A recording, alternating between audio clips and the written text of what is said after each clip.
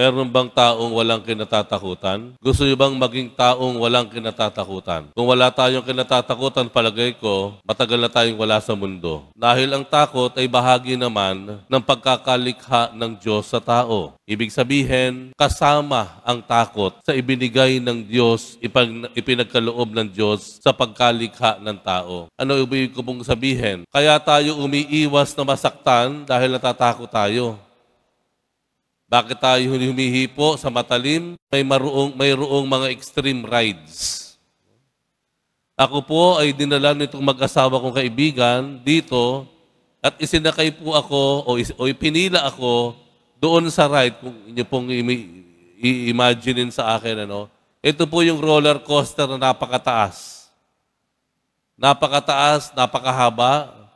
Yung roller coaster po na wala kayong tatapakan. Ang hahawakan nyo lang po, yung brace na nasa dibdib ninyo, wala kayong katabi. Sa makatwid kayo, bumibitin-bitin lamang. Bumibitin-bitin lamang. At ito po ang aming pinuntahan o pinagdalhan sa akin. Medyo mahaba po ang pila, pero ayoko po talaga dahil takot po ako.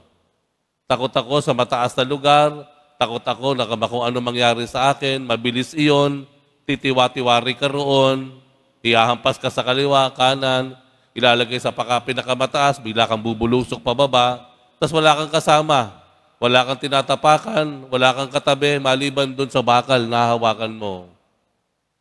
Kaya nung nasa pila po ako, sinubukan ko pong tumakas.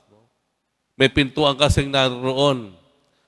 Nung papalapit na ako, nakita ko yung nasa taas ng pintuan. Nakalagay doon, coward's door. Ito po ay pintuan ng mga duwag.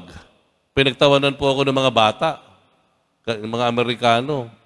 Kaya napilitan na akong bumalik, hinahiniling ako, at wala na akong nagawa.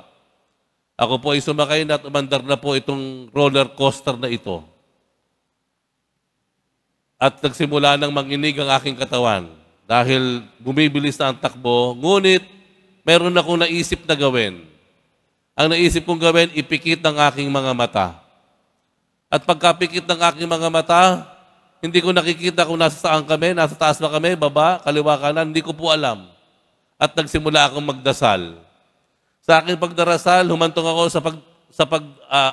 sa pagkanta. Kumanta ako ng mga This is the Day, gano'n.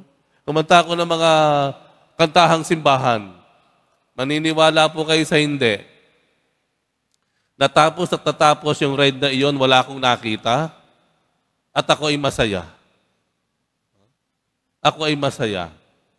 Alam po ibig sabihin nito? Tayo ay binigyan ng Diyos ng takot, pero ang dapat po natin gawin ay itama natin kung ano yung ating kinatatakutan. Okay lang po matakot, pero dapat alam natin kung ano yung atin kinatatakutan. Ano sabi sa Ebanghelyo? Ang sabi sa Ebanghelyo, sabi ng Panginoon, ang katakutan ninyo ay yung nakapagdadala ng kapahamakan ng inyong katawan, pati ng inyong kaluluwa sa impyerno. Huwag niyong katakutan ang sino man o anuman na ang kaya lamang patayin yung katawan natin na pisikal. Ang dapat daw nating katakutan ay yung nakakapatay ng ating katawan at nakapapatay ng ating kaluluwa. Yun daw yun. Sa makatwid, sino ang tinutukoy ng ating Panginoong Yesus? Ang ating Diyos. Dahil pareho niyang pwedeng kayang gawin ang dalawang ito. At anumang bagay sa mundo, hindi kayang gawin ito. Dahil ang kaya lang patayin ng mundo, ay yung ating katawang panlupa, the physical body.